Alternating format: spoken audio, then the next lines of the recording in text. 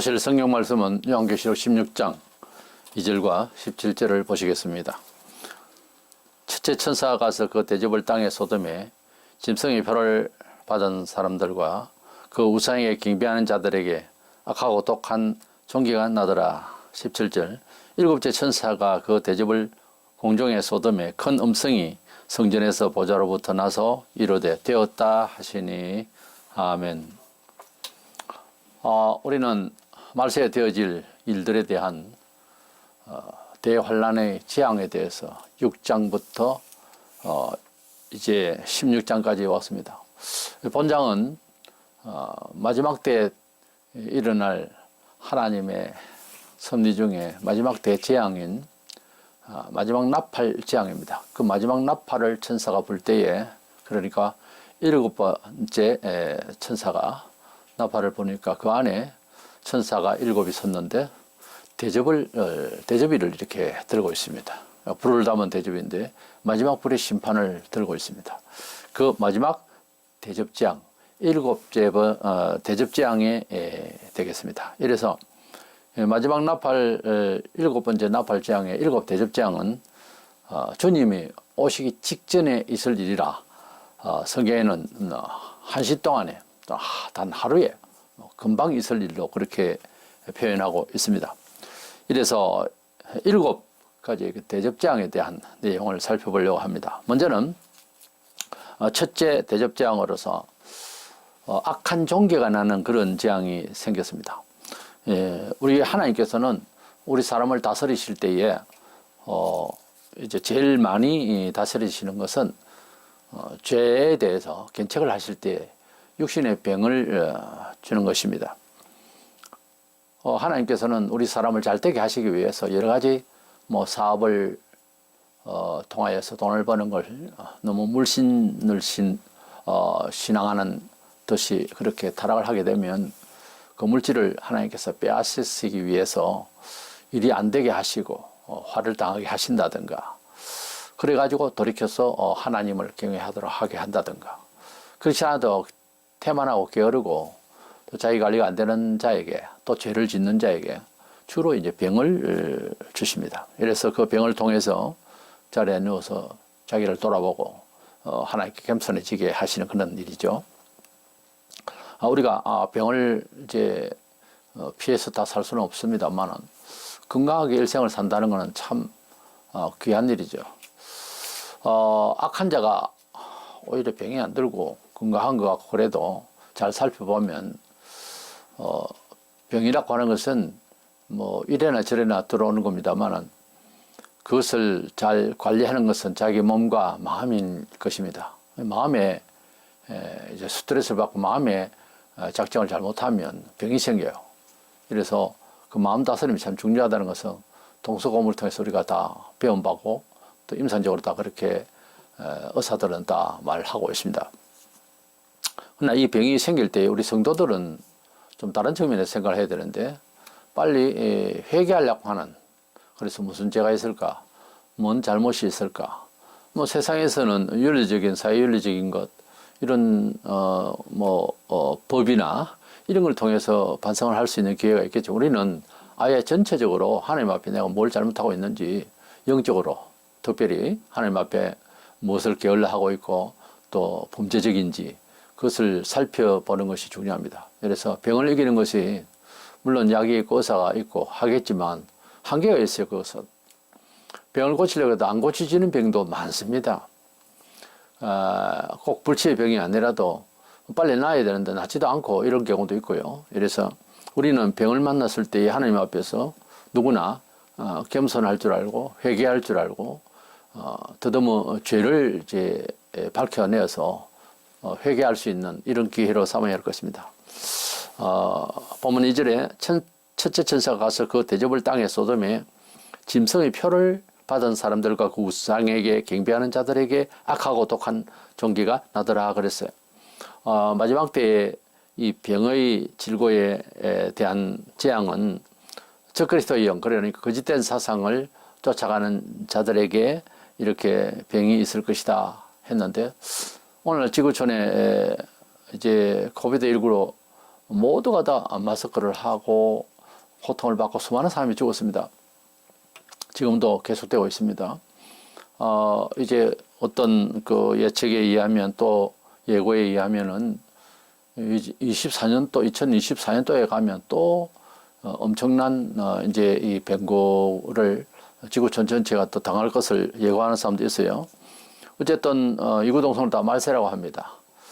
우리 성도들은 이런 때에 너무 태만하고 혹은 금방스럽게 그렇게 살지 말고 경건하고 믿음의 선조들처럼 우리 하나님 앞에서 자기를 항상 성찰하고 겸손한 마음으로 살도록 노력해야 될 것입니다.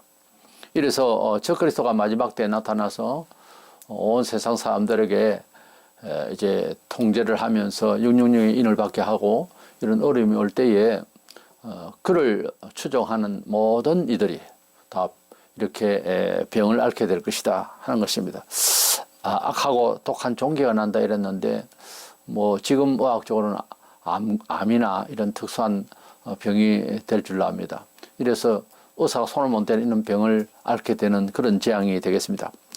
구약 시대에도 애굽에서 이스라엘 백성들이 구원을 받게 하기 위해서 애굽을 치실 때에 출애굽기 9장 10절에 보면 사람과 짐승에게 부터 악성 종기가 생기고 이건 저절로 생긴 게 아닙니다. 하나님께서 이렇게 병을 내리시니까 병이 갑자기 생기는 거예요. 말세에 나타날 이 첫째 나팔을 첫째 대접장을 이제 주실 때 이 악한 종기는 저절로 생긴 것이 아니라 그 말이죠. 우리가 뭐 중국에서 이제 이 병이 왔다, 코로나가 왔다 이러지만은 하나님께서 그 악한 자를 통해서 매질을 하실 때가 있어요. 물론 중국이 그렇게 이제 그 역을 맡았다고도 할 수 있는데요.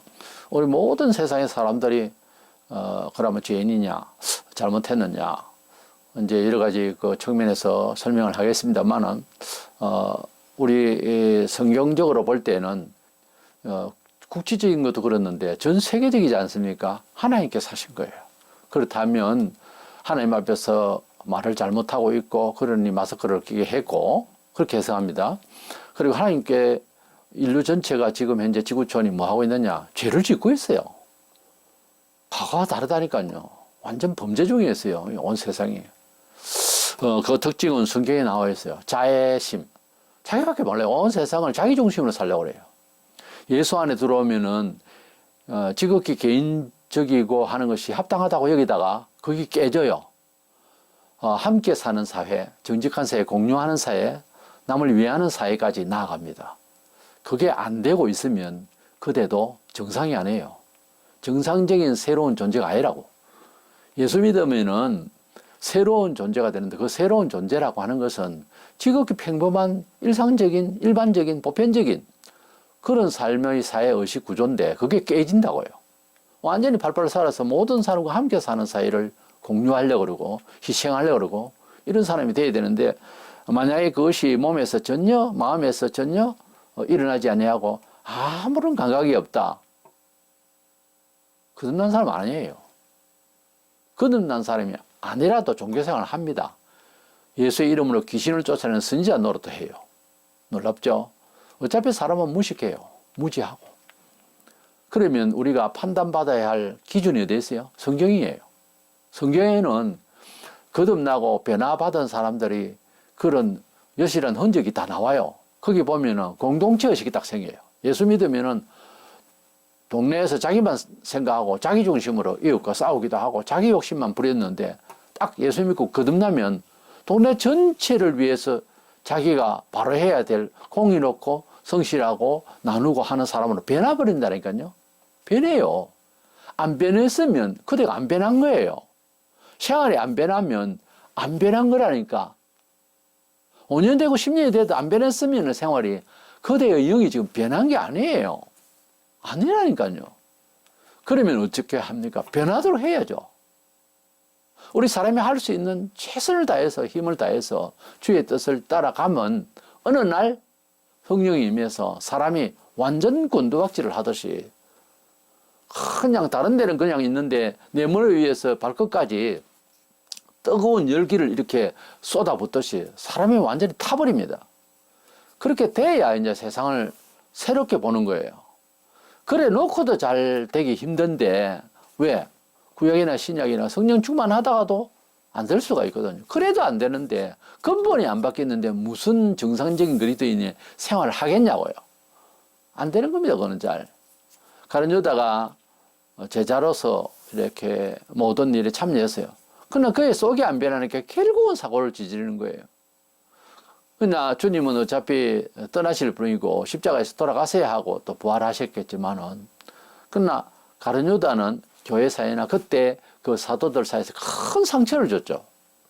말하자면 거듭나지 않는 사람이 교회 일을 하면 옆 사람들에게 교회 전체에게 상처를 준다고요. 그게 아닌 것 같지요. 목회자의 괴로움은요, 그 영혼을 다스리는 입장이기도 하지만 공동체가 다 잘 되고 하나님의 보호 가운데 살도록 원하는데, 소수가, 그것도 직분 가진 사람이 자꾸 태클을 걸고 이러면 굉장히 힘들어져요, 일하기가. 그것은 영적인 문제예요. 인격적으로 하는 게 아닙니다. 교회 일은 인격적으로 하는 건 한계가 있어요. 못한다는 거죠, 피곤해서. 나중에는 화가 나서 못해요. 그러니까 목사가 정말 거듭나고 정말 성령의 감화를 받은 사람인가 하는 것을 시험하는 건 아주 간단해요. 무리한 요구를 하고 무리한 이야기를 권면을 하고 순종하는 것, 말을 해버리고 요구를 해버리면 대반 드러나요. 성령으로 거듭난 사람은 어떻게든지 하나님의 뜻을 알고 순종을 하려고 그래요. 그렇다고 목사가 하나님의 그 말이 아니에요. 그런데 인격적으로 합리적으로 생각하고 종교생활을 하는 사람은 대번에 그것을 방지합니다.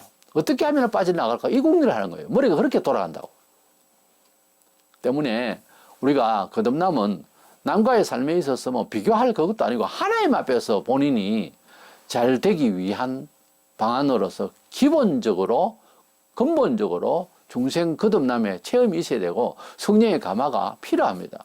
이것은 하나님 편에서 주시지만은 간절한 자에게 그 일이 생기지, 아무런 간절하지도 않는데 뭔 은혜를 받아요. 하나님의 은혜, 예정, 이런 단어만 생각하지 말고 하나님 앞에 내가 어떻게 양심적으로 해야 될지를 먼저 생각하세요. 이래서 병이 생기거나 이럴 때에 하나님 앞에서 정말 회개할 건 회개하고 그렇게 자기를 정돈해 나가면서 성찰해 가면서 이렇게 살 수 있는 습관이 되어져야 말세에도 이런 화를 당하지 않을 것입니다. 두 번째 대접장은 이제 대접이를 이렇게 탁 엎으면 한 방에 그냥 다 쏟아지잖아요. 그래서 대접장이에요. 그래요. 이게 두 번째 대접장은 바다가 피같이 된다고 그랬어요. 3절에. 근데 계시록 8장에서는 둘째 나팔 재앙 때에는 바다 3분의 1이 이제 못 쓰게 되는 그런 정도예요. 3분의 1이 없어지거나 이제 착오가 안 날 때에도 뭐 그냥 뭐 휘청하죠. 회사든지 가정일이든지 3분의 1이 손실이 됐다. 굉장히 크죠. 그래도 희망을 가질 수 있잖아요. 3분의 2가 있으니까. 그런 때가 있었습니다. 둘째 나팔 재앙 때. 지금은 일곱째 마지막 나팔 재앙 때의 두 번째 대접재앙에서는 3절에 바다가 곧 죽은 자의 피같이 되니 바다 가운데 모든 생물이 죽더라 그랬어요.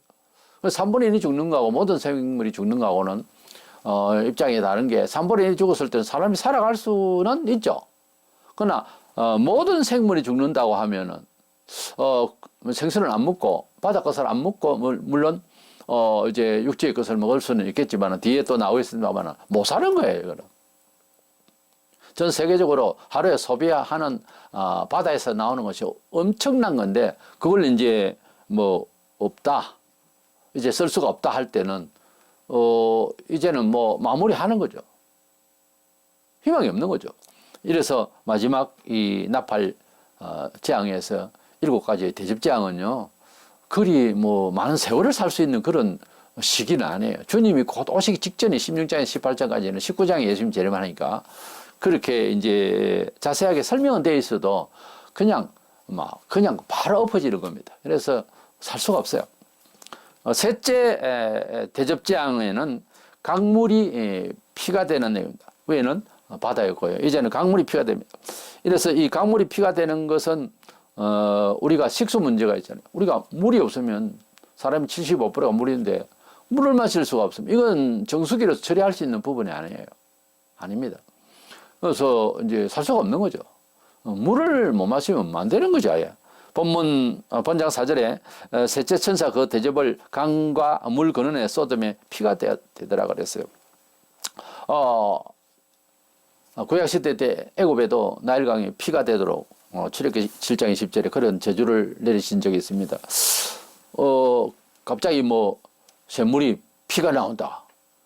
그러면 해도 뭐 놀래겠지만은 그 근원을 샘물 근원에서 이렇게 피가 나오니까 뭐 사람이 뭐 색소를 넣었나? 이제 뭐 수사를 해야 되나? 이런 차원이 아니에요. 온 천지에, 세상 천지에 그것도 지역적인 것이 아니고, 그래서 물을 마실 수가 없는 상황이에요. 그럼 죽는 거죠. 뭐 살 수가 있겠어요? 셋째 나팔재앙일, 나팔재앙 7가지였죠. 셋째 나팔재앙 때 계시록 8장 7절에 보면 물의 3분의 1이 선수기 때문에라고, 그때만 해도 3분의 1이 선수기 됐다. 아직까지 위로가 있고 또 기회가 있는 거죠. 하나님 앞에 회개하고 구원을 받아야 할 기회가 있는데, 그런데 마지막 나팔 7번째 이 나팔재앙 안에 있는 셋째 대접재앙에는 모든 물을 마실 수가 없는 겁니다. 그러면은 구원의 기회가 뭐 없다고 봐야죠. 그때라도 회개를 해야 되겠죠. 그러면은 구원을 받겠죠. 그런데 사람이 얼마나 독하냐 하면, 그래도 하나님을 대항합니다. 나중에 대항하는 내용이 나와요. 세상에서 제일 무서운 게 호랑이 아니고 사람이에요. 뭐 고래 심줄이 뭐 이제 사람의 그 고집에 비유하기도 하고 한데, 제가 볼 때 고래 심줄 10배 이상 찔기지 않느냐 그렇게 생각합니다. 사람은 안 돼요. 목에 칼을 찌르고 피가 줄줄 흘러도 끝까지 이를 악물고 거부해요. 무서운 겁니다, 사람이. 그게 자기를 지키는 걸로 습관이 되어 있어요.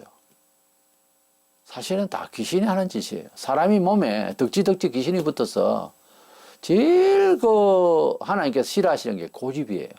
성경에 자기 고집은 우상이라고 그랬어요. 거기에서 이겨야 됩니다. 절대 당하지 않겠다 이거지. 그건 아니에요. 그렇게 사는 게 아니에요. 우리가 어떤 시험이든지 하나님께서 시험을 하실 때에 우리가 반항을 어떻게 하느냐를 보시는 거거든요, 하나님께서. 그래서 항상 유도할 줄 알고, 항상 그걸 인내할 줄 알고, 흡수할 줄 알고, 이렇게 되면 하나님께서 그냥 부어주세요. 축복하신다고. 이제 고집을 피우면 거기서부터 시작해서 안 되는 거예요. 아니, 고향에서 예수님이 났으면, 고향에 갔으면, 우리 고향에서 진짜 선지자 낳구나 하고 환정을 해야 될 것 아닙니까? 안 믿는 거예요. 그렇게 이야기를 하고 저렇게 이야기를 해도 고집을 피우는 거예요. 너무 고집을 피우면은 역사 안 해요, 주님도. 자존심이 있지. 아무리 그리스도라도 안 믿는 것은 역사 안 하신다니까요. 아무리 못나고 죄스럽고 내가 볼 때는 저희 인간도 아니다 싶어도 회개하고 엎어지면 거기에 부어주신다니까, 은혜를. 사람이 이해하는 그런 가치 판단은 허망해요, 사실은 알고 보면. 공정할 맹자를 해도 소용없어요. 뭐 칸트가 어떻고 소크라테 다 소용없는 이야기라니까. 우리 하나님이 뭐라고 했느냐는 거죠. 모든 사람은 죄인이라 했으면 그 끝이에요. 그리고 죄 많은 것에 은혜가 더하다는 말은 자기가 죄인인 줄 알고 자세를 취하는 사람은 은혜를 받는다, 그런 뜻이에요. 자기가 죄가 별로 없다라고 생각하니까 유대인들이 죄가 없다 하니 그들이 죄가 그들이 있다고 그랬어요. 그래서 내가 죄인입니다, 나는 아픈 자입니다 할 때 건강한 자에게는 의인이 필요 없죠. 아픈 자에게, 환자에게 의원이 필요하죠. 주님은 내가 죄인이라고 깨닫고 받아들이는 자에게 구주가 되신다고요. 나는 연약합니다 하는 자에게 강함을 주신다고요. 근데 고집을 피우거든. 나는 강하다 이거지. 나는 너보다 잘났다 이거지. 그러니까 안 되는 거예요. 뭐가 안 돼? 신앙적으로 주시는 신비적 은혜를 못 받는 거예요. 평생 못 받아요, 그거는. 고집을 버리세요. 고집은 하나도 은혜가 안 됩니다. 하나님 앞에서 그런 뜻이 있으려니 하고, 하나님은 어떤 때는 계속 고집을 꺾으려고 사업도 망하고 막 밀고 들어옵니다. 계속 그냥 넘어진데 발 피우고 뭐 그런 식으로 됩니다. 그때 어떻게 수용하느냐, 어떻게 하나님을 바라보느냐를 시험하는 거라고요. 그때 하나님 앞에서 바로 선 사람은 이제 그 직후가 더 잘 되어지고 풀어지고, 그것을 방어하고 악을 쓰고 하면은 안 되겠구나 얘는. 이래서 하나님 또 잠시 떠나신다고. 하나님 함께 하세요. 하나님이 함께 하시는 사람은 그래 안 살아요. 그래서 그냥 주여 주여 하고 자기를 돌아보고 늘 괜찮은 자기라고 생각하다가도 아니다 생각하고 하나님 앞에 회개하고 낮아져야 됩니다. 아, 다른 사람보다는 내가 더 괜찮은 사람인데 남의 속을 다 알아요. 하나님 앞에 어떤 마음을 가지고 어떻게 처세하는지 당신이 어떻게 알아? 그거 다 교만해요. 그래서 하나님 앞에서 겸손하게 자기를 돌아보는 것이 가장 좋습니다. 그것이 가장 복받는 일이요. 네 번째, 넷째 대접장에는 이제 태양으로부터 사람의 태움을 당합니다. 8장 12절에 보면 넷째 천사가 나팔을 불 때에는 7가지 나팔장이 있었잖아요. 넷째 천사가 나팔을 불 때 일어설전이 3분의 1이 어두워지는 일이 있습니다. 역시 3분의 1 정도 같으면 뭐 3분의 2는 남아 있으니까 그래도 살만합니다.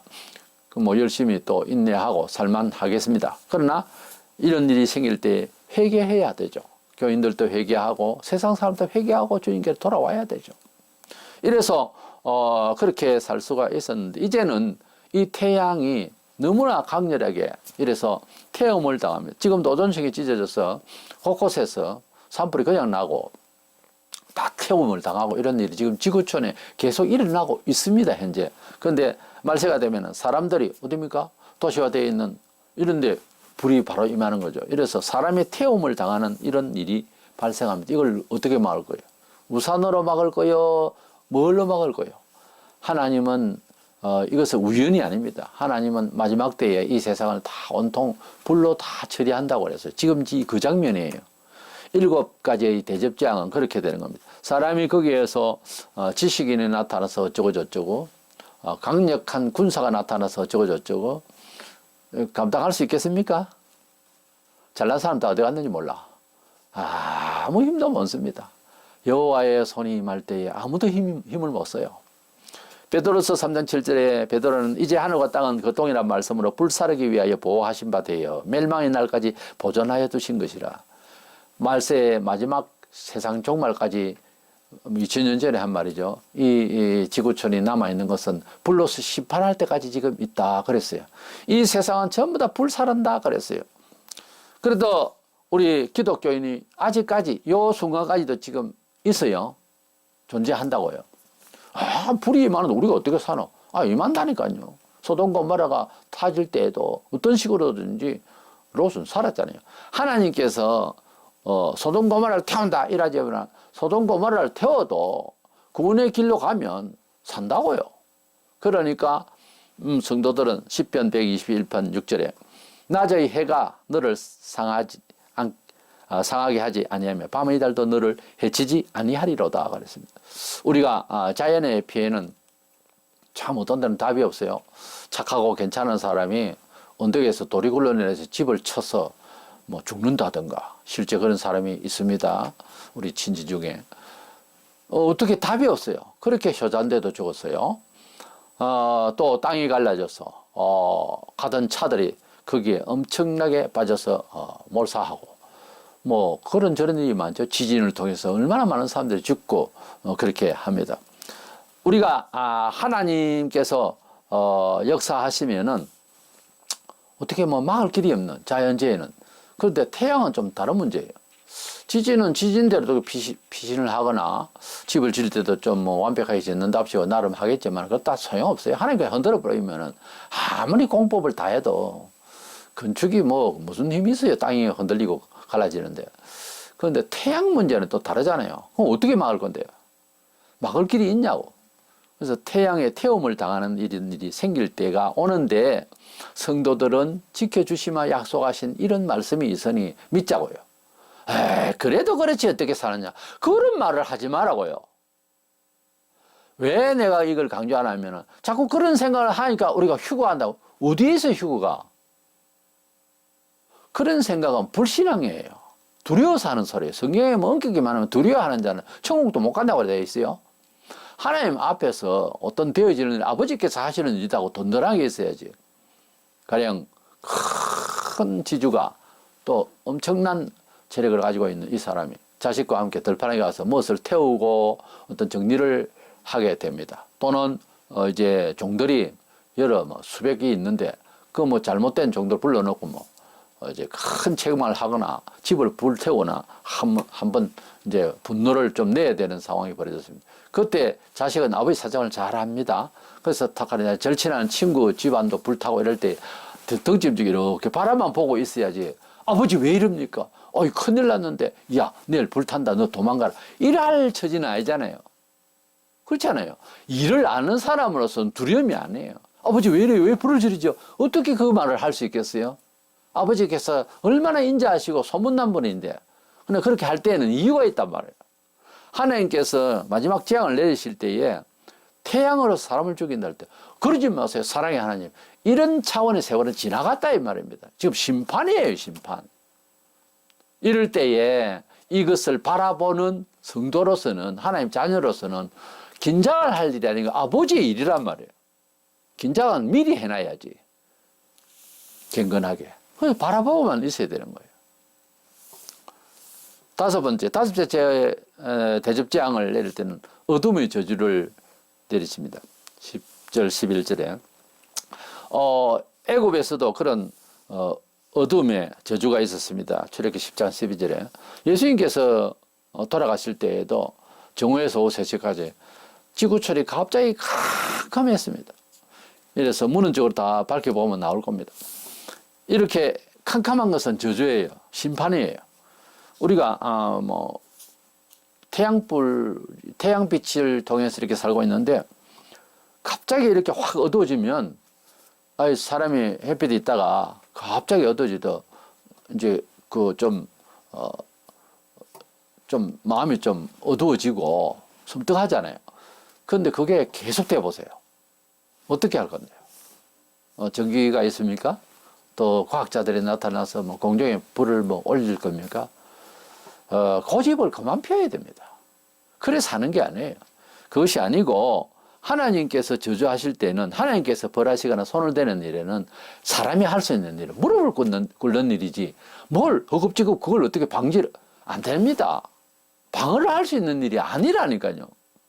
그래서 하나님 앞에서 이 어둠의 저주를 내리시는 내용이 이제 다섯 번째 대접재앙에서 나옵니다. 이래 되면 그렇지 않아도 지금 먹고 살기도 어렵고 아예 이제 물이고 바다고 다 끝났는데 그것도 어둡다 이러면 거의 저주죠. 그래도 그곳에서도 회개하고 그냥 돌아오고 하면 얼마나 좋겠어요. 안 돌아온다고요. 참 무서운 사람. 나는 평생 이제 곧 70이 되는데 살면서 사람만큼 무서운 그런 경험을 한 적이 없어요. 세상 천지 사람만큼 질기고 사람만큼 독한 존재가 없다고 하는 것을 나는 소도 키워봤고 촌에서 다 해봤지만 내가 제일 싫어하는 동물이 개입니다. 개 이빨 쳐다보면 딱 싫어요. 근데 개나 호랑이나 무슨 이거보다 사람이 무섭습니다.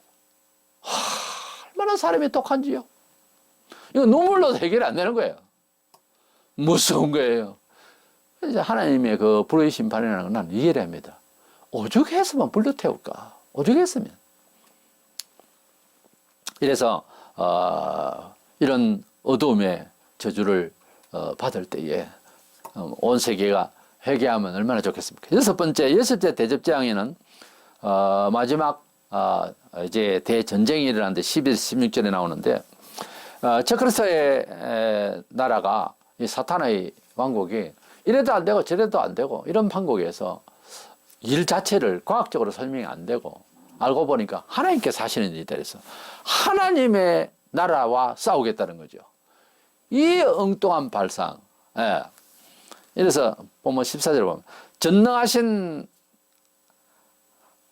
이의 큰 날에 있을 전쟁을 위하여 그들 모으더라 그랬습니다. 이 본장 여기에 나오는 이 마지막 이 대재앙 중에 하나님을 치려고 하는 이런 마음을 가진다고 하는 자체는 너무너무 세상 섭리 돌아가는 일을 제대로 이해하지 못한다는 거죠.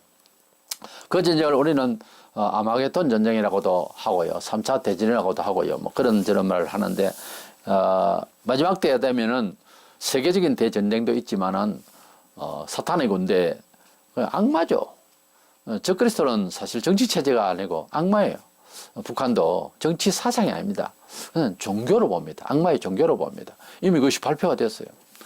악마의 종교 단체입니다. 거기에 한번 빠지면, 주사파에 빠지면 돌아오기가 어마어마하게 어렵고 돌아오는 기적이에요. 안 그러면은 그 사상, 그 이치가, 이 논리가 마귀거예요. 마귀거와 성령의 역사 이렇게 대비를 하면요, 마귀거에도 잡히면은 말인데도 말려 들어가는 게 일상적인 말이 아니에요. 성령의 역사도 성령의 음성을 들으면은 하나님의 진리 안에 딱 들어가면은 마음이 이만하다가도 요만해져요. 잡힌다고요. 성령께서 역사하시는 것은 내가 나를 지키려 하는 것을 축소시키고 나중에는 파쇄시켜요. 그 보세요. 영의 어떤 영향을 받느냐가 사람에게 목숨이 달려 있는 거예요. 그래서 하나님의 성령의 역사에 자기 목숨을 내놔야 됩니다. 그래야 살아요. 그런데 합리적이고 괜찮다 싶고 달콤하고 그 세상적인 논리에 들어가면 그게 종국적으로 주사파 사상인 이 좀 더 심한 겁니다만 공산주의 사상으로 가는 거죠. 이 공산주의는 사상 체제가 아니라니까요. 마귀 거예요. 특별히 기독교를 반박하거든요. 왜 그러냐? 사탄이 역사하기 때문에요. 아마겟돈 전쟁이라는 소리가 이제 지구촌에도 바이든도 그런 말을 하고 하는데, 이런 얘기는 그 머깃도라고 하는 그 이제 지역의 평지입니다. 거기에 뭐 갈멜산이 있어요. 그래서 할이라는 말은 할머깃도 이랬는데 하르라 하는 말은 산이란 말이에요. 그래서 합쳐서 할머깃도, 이것이 아마겟돈으로 이렇게 음력이 되어 있습니다. 이래서 이 아마겟돈 대전쟁이 지역적으로는 이스라엘 평지 그 북쪽 방향 쪽에 있는 거기에 전쟁터였고, 거기에 엘리야가 싸웠고 하는 그 장소인데 전쟁을 참 많이 한 장소입니다. 거기에 이제 바로 예루살렘 성에 적그리스도가 이제 들어있을 거고요. 거기에 큰 대전쟁이 있을 것으로 예상을 합니다. 그런데 이제 2억의 군대가 치게 되는 이런 아마겟돈 대전쟁에서 2만만이라고 되어 있는데 표현은 그 지금 시로 보면 2억이거든요. 이런 군대가 어떻게 쏠까 하는데 중국하고 이란이라든지 러시아 뭐 이런 데서 합세하지 않았겠느냐 이렇게 봅니다. 어쨌든 약 2억의 군대, 그 군인들이 이제 결국 다 죽었어요. 시체가 온 절비하겠죠. 우리가 큰 대형 집회에 100만이다 뭐 200만이다 이런 데도 우리가 가본 적이 있는 사람이 있을 겁니다. 그런데도 2억이라 하면 어떻게 되겠어요? 온 천지를 덮어도 2억이라는 군대의 그 시체를 공중의 나라를 까마귀가 다 이제 먹게 된다고 하는 그런 내용으로 나오는데, 이런 그 큰 뭐 지구촌에서 전무후무한 그런 사상자가 나오고 전사자가 나올 겁니다. 이렇게 많은 사람들이 죽게 될 것인데, 이런 와중에 이런 살기 어려운 중에도 또 전쟁을 어떻게 해보겠다, 이건 또 말도 안 되는 짓이거든요. 그래서 전쟁을 쳐서 지금 러시아 우크라이나 전쟁도 있고 여러 곳에서도 이제 작고 큰 전쟁이 있는데, 전쟁을 가져서 평화를 가지고 전쟁을 가져서 뭐 될 것 같아도 또 그것도 아니에요. 물론 자유와 질서를 지키기 위해서 전쟁을 하고 방위를 하고 해야 되겠지만은, 저렇게 침공을 하고 서로 물고 뜯으면 남는 게 없어요, 사실은. 그런데 하나님을 대적한다, 하나님을 대적하기 위해서 이렇게 한다 할 때는 이건 보통 문제가 아니죠. 더 심하되겠죠, 저주가. 마지막 번째 7째 대접 재앙을 내릴 때는 세상을 완전히 파괴해버리는 상황이 벌어집니다. 마지막 재앙은 이제 우박이 어떤 과학적으로 생기는지 모르지만 약 41kg로 이제 풀이가 되는 이 우박이 떨어져서 특별히 적그리스도의 국을 이제 칠 것입니다. 본장 22절에 보면 또 무게가 한 달란트나 되는 큰 우박이 하늘로부터 사람들에게 내리며 사람들이 그 우박의 재앙 때문에 하나님을 비방하니 그 재앙이 심히 크미려라. 우박을 맞는다. 우리도 뭐 우박이 이제 좀 주먹만한 것도 요즘 떨어지기도 하고 한데 앞으로 그럴 수도 있을 거예요. 우박이 뭐 이제 보통 주차장에 들어가지 않고 밖으로 노출된 차들이 더 많을 텐데 다 부러질 거예요. 다 부셔지고 엉망될 겁니다. 우박이 잦을 거예요, 앞으로는. 그래서 이 우박 재앙 때문에 회개해야 되는데 하나님을 더 비방하니까 더 심하게 되더라는 거예요. 그래서 이 우박도 그래요. 어떻게 막을 겁니까? 41kg면요. 쌀자루 20kg 두 배만큼 무겁습니다. 이거 우박이라기보다는 큰 얼음 덩어리죠. 이게 떨어질 때 어떻게 막을 거예요? 집도 다 부셔지고 유리창이가 뭐고 집이 아예 내려앉을 겁니다. 옥상에 우박이 1시간만 떨어지고 집 내려앉죠. 이렇게 되니까 건물이고 무엇이고 다 자빠지는 거죠. 우박도 이렇게 내린다면 안 그래도 지금 죽겠는데 이건 안 되는 거예요. 살기 어려운 거예요. 본령 15절에 포라내가 도둑같이 오리니 누구든지 깨어 자기 옷을 지켜 벌거벗고 다니지 아니하면 자기의 부끄러움을 보이지 아니하는 자는 복이 있다도 보세요. 이런 때에도 살아남는 자, 복이 될 자는 자기를 돌아보는 자예요. 회개하는 자예요. 겸손한 자예요. 목사가 세상을 살면서 또는 목회를 하면서 가장 기억나는 사람이 누굽니까? 이렇게 이제 물으면 제가 알기로는 대다수의 목사들이 겸손한 성도를 봤을 때 제일 기뻤다 이럴 겁니다. 돈을 많이 가져오는 사람, 헌금을 많이 해서 물론 이제 덕이 되고 또 은혜가 될 수 있는 경우죠. 무슨 돈인지는 구체적으로 잘 모르지만은 일단 헌금을 많이 할 수 있고 은총을 받고 정상적인 그리스도인 생활로서 하면서 감사하고 선교에 협조하고 하는 모습을 보면 좋겠지만은 목사의 심정은 그게 아닙니다. 눈을 감을 때 한번 물어봐 보세요. 누가 제일 마음에 남습니까? 겸손한 어떤 집사가, 겸손한 어떤 장로가, 겸손한 어떤 권사가, 아니면 직분도 없는데 참 겸손한 그 어떤 선생님이 기억난다 할 겁니다. 기억이 희미하고 이제 쇠하여지고 죽음을 당도할 때 기억나는 분이 누굽니까? 한번 물어볼 수 있으면 물어보세요. 거의 100% 겸손한 자에게 받은 감동입니다. 누가 제일 미흡습니까? 이러면은 싸우고 때리고 아니에요. 그리스도의 마음으로 용서할 수 있어요. 제일 마음에서 거슬리고 아프고 위하여 기도해 준 성도가 누굽니까? 이래 물으면 고집 부리는 어느 집사입니다. 고집 부리던 어느 장로님 이럴 겁니다. 제일 마음 아픈 게 고집이에요. 근데 제일 마음에 감동되는 게 겸손이에요. 이게 목사의 마음이겠습니까? 성령으로 하나님의 마음입니다. 하나님이 그러세요. 하나님이 제일 복 주시고자 하는 자는 겸손한 자예요. 하나님이 제일 눈에 가시 갖고 아프고 걱정하고 그래서 언제라도 눈여겨보고 기도해주고 괴로워하고 애타는 사람은 고집 부리는 사람이에요. 순종을 안 하는 거예요. 순종 안 하면은 성경은 순종이거든요. 첫 번째도 순종이요 제자가 되려면 두 번째도 순종이요 세 번째도 순종이라고 오거스틴은 순종이 제자이더라고 그랬어요. 넓은 의미에서 제자는 모든 그리스도인을 말합니다. 그래서 우리 그리스도인은 사회적으로도 겸손한 자로서 덕망을 끼쳐야 됩니다. 국가를 위해서 열심히 애국운동 다 좋죠. 내 공공의적으로 말하지만 정광훈 목사는 자기는 스스로 겸손하던데 교만해요. 철저가 없이 그냥 함부로 말을 하고 아니 사회 인사를 함부로 처단하고 교만이지 그건 겸손이 아니에요.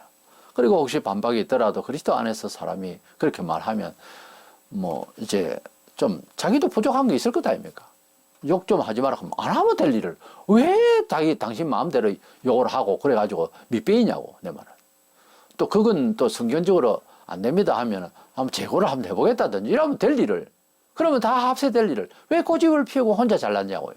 그러니까 미움을 받는 거예요. 일을 하면서 미움을 받는다고. 우리는 그리스도인으로서의 삶의 처세 법칙이 첫째 겸손해요. 무슨 기능이 있고 잘하고 다 좋지만 공자의 도와는 다릅니다. 하나님 앞에서 항상 내가 죽어지는 겸손이 필요합니다. 그것은 모든 성도들이 내 앞에서 겸손할 그 말이고 누구든지 하나님 앞에서 겸손할 수 있어야 됩니다. 성도는 진리 안에서 깨어서 이 세상을 관망하고 앞날을 예상해야 됩니다. 신비주의가 소리를 얻었네 이건 아니에요.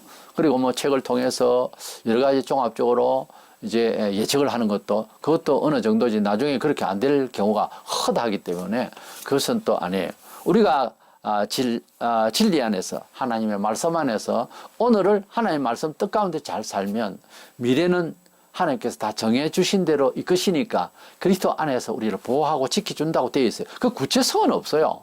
미래에 대해서 우리가 어떻게 구체적으로 그러나 하나님의 보호의 손길이 있다라고 되어 있으니 그래서 믿음이에요. 믿음의 처세라고. 하나님은 언약에 대해서. 데살로니가전서 5장 4절에 형제들아 너희는 어둠이 있지 아니하며 그날이 도둑같이 너희에게 임하지 못하리니. 도적이 잠잘 때 오잖아요. 요즘은 날강도도 있습니다만 도둑이 잘 때 온다는 말은 영적으로 잠잘 때 도둑이 왔다 가는 것처럼 뭘 잃는다는 거죠. 우리 그리스도인은 영적으로 잠을 자지 않는다는 말은 하나님의 말씀 안에서 세상을 분별하고 깨어 있다는 거죠. 세상 사람도 눈 뜨고 살아가지만은 영으로는 어두워서 무엇이 심판 대상이고 뭘 잘못하는지 구분이 안 돼 있어요. 그러니까 정신적으로는 어둡다는 거죠. 그 말을 다른 말로는 예를 들어서 돈에 어둡다, 정치에 어둡다. 이 어둡다는 말 거기에 너무 빠져서 심취돼 가지고서 객관성이 없다는 거지.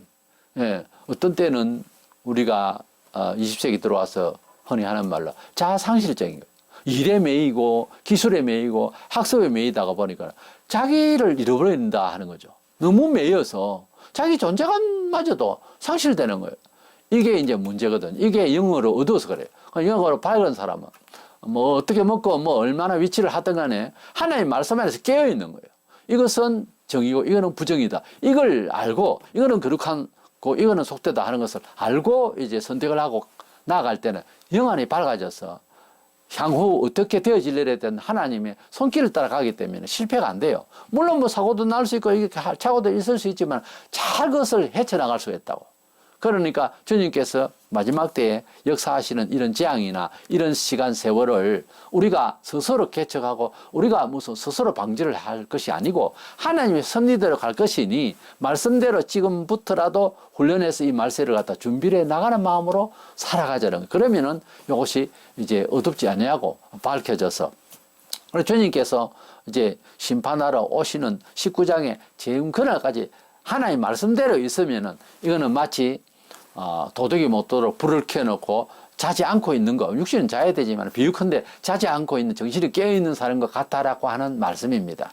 이래서 우리 성도들은 성경에 이렇게 도적같이 온다는 말은 심판하러 온다는 뜻이고 도적이 우리 귀중한 것을 가져가니까 그러니까 우리에게는 주님이 어째요? 도적같이 오시지 않는다 이거예요.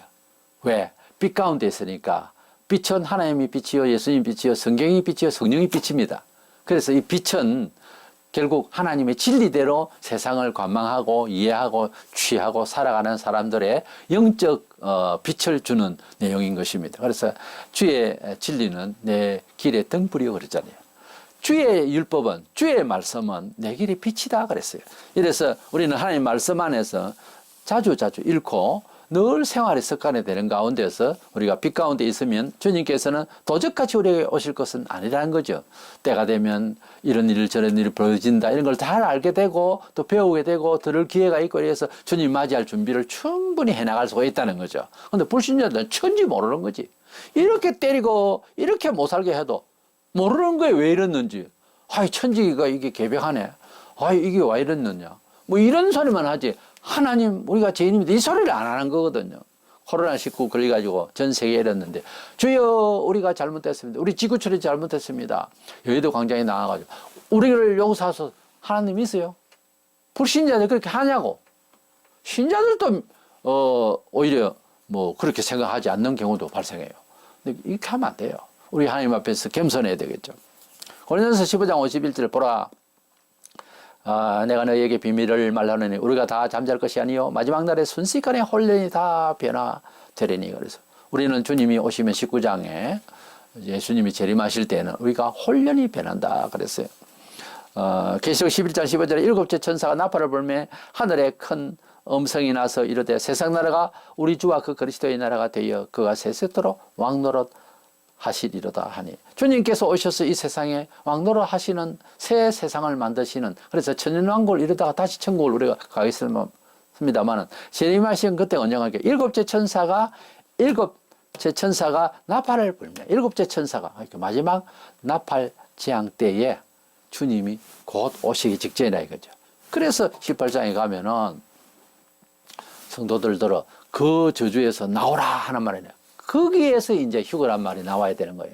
왜냐하면 19장에 주께서 재림하시니까 우리가 부활 변화 받아야 되잖아요. 이 저주의 재앙에서 나오라 합니다. 그러니까 18장에쯤에서 부활했다 하면 말은 돼요. 왜? 주님 맞이해야 되니까. 그것도 언지가 있고 나오라 하는 말이에요. 다른 건 없거든요. 다른 데는 없는데 미리 겁을 내가지고 두렵고 떨리고, 물론 문자대로 보면 그렇죠. 그러나 신앙으로 보면 아버지 일이라니까. 뭘 두려워할 일. 아버지께서 하시는 일이니까 딱 구경할 일이지. 경건하게. 맞죠?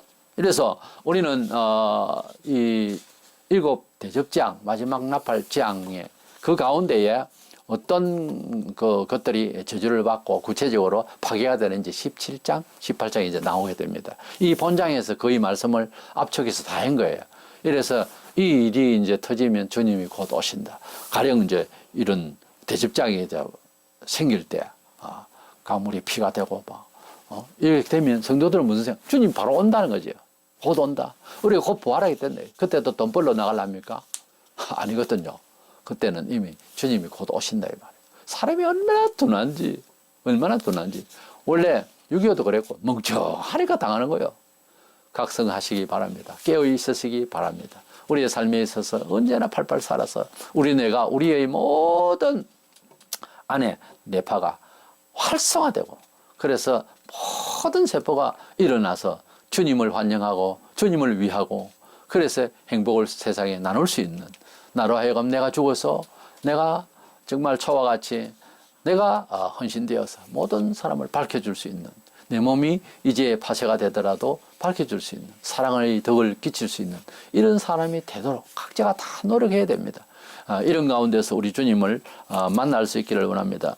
마지막 나팔장이 있은 직후에 이제 주님이 재림하실 것이라고 여러 군데서 말씀하셨습니다.